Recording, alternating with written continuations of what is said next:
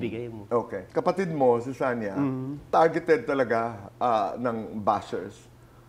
Ikaw bilang kuya, anong reaksyon mo? Para sa akin, Tito, parte kasi ng trabaho namin yun eh.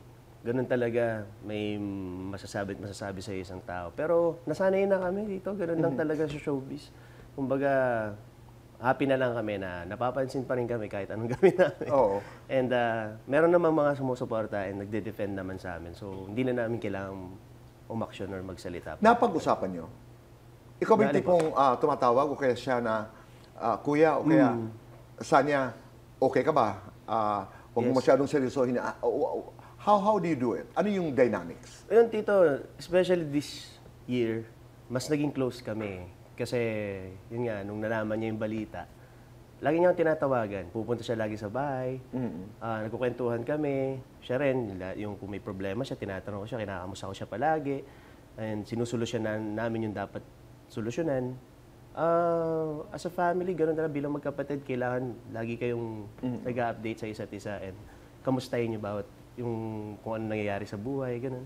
At hindi malilimutan ng marami na sumubaybay sa inyo na sabay kayo ni Sanya nangarap. Yes po. Di ba? Nag-start kami sa Walang Tulugan together.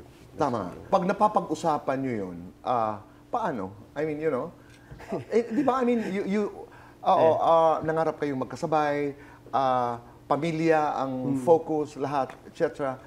So, kumusta yung dynamics? Mapangasar kasi ako, Tito eh. Yun. Pagka may binibili yun ang gusto kong tumbukin.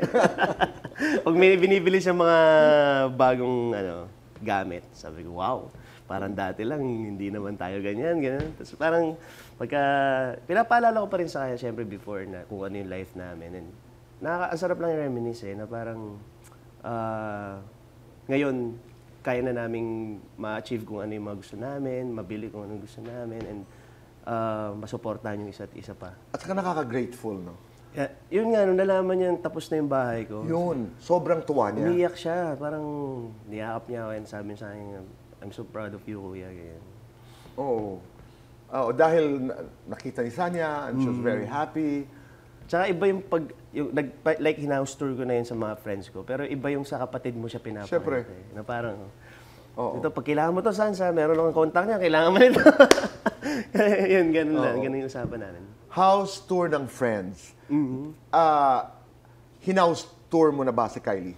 Kaibigan, di ba? Oo, si Kai. Oo. Well, ganito, Tito, nangyari. Okay. Pumunta kasi siya sa birthday ni Sanya. Tapos lagi yung kinakwento sa kanya yung bahay. Alam mo kung bakit? May nagsabi sa akin. So sabi niya, gusto niya lang daw makita. Kasi parang she's planning na rin na magpagawa rin ng bahay. Okay. So para may idea lang din daw siya, ganyan-ganyan. Tapos yun din minsan napag-usapan namin kung paano yung start, magkano yung gastos, yun naman. Ano yung mga sakit sa ulo. So sabi ko, tara, tingnan mo. Kasama namin yung mga friends din namin doon sa birthday ni Sanya. Umikot kami rin sa bahay. So, na-appreciate niya rin. Parang sabi niya, wow, at your age na 31, malaking achievement na to na meron ka ng bahay, ganyan. And nakakatuwa, nakaka-proud. She liked it. Opo. Oo. Wala kang biro na, pwede naman ito para sa ating... Parang dito soccer field na nga yata yung rooftop. Joke lang. May mga ganong ano lang po. Pero totoo, di ba? Yung nakaka-proud, at your age, napakabata mo, nakapagpundar ka ng ganito. Yes po, Tito. Dream ko po kasi talaga yung kami ni Sanya kasi before, wala po talaga. Magkalapit lang kayo, di ba? Opo. Siya yung una. Tapos after noon, after maraming years, siguro mga 5 years, ako naman yung nagpagawa. So, parang before wala kasi kami parang permanent na tinitirahan. It's either sa lola, sa tita, ganun. Tapos sabi namin, isa yung sa priority na talaga namin na magpatayo ng bahay. Nung binibili niya yung bahay niya, nagtatanungan pa kami kung sino kukuha siya or ako. Tapos sabi niya, siya na lang daw. Kaya nung sumunod, nag-stay muna ako sa kanya, then nung pinaprepare ko naman sa akin, sabi ko sa kanya, gusto mo lumipat, meron kang room dyan. Yun. Okay. Si Kylie may room doon? Hindi po si Sanya. Joke lang.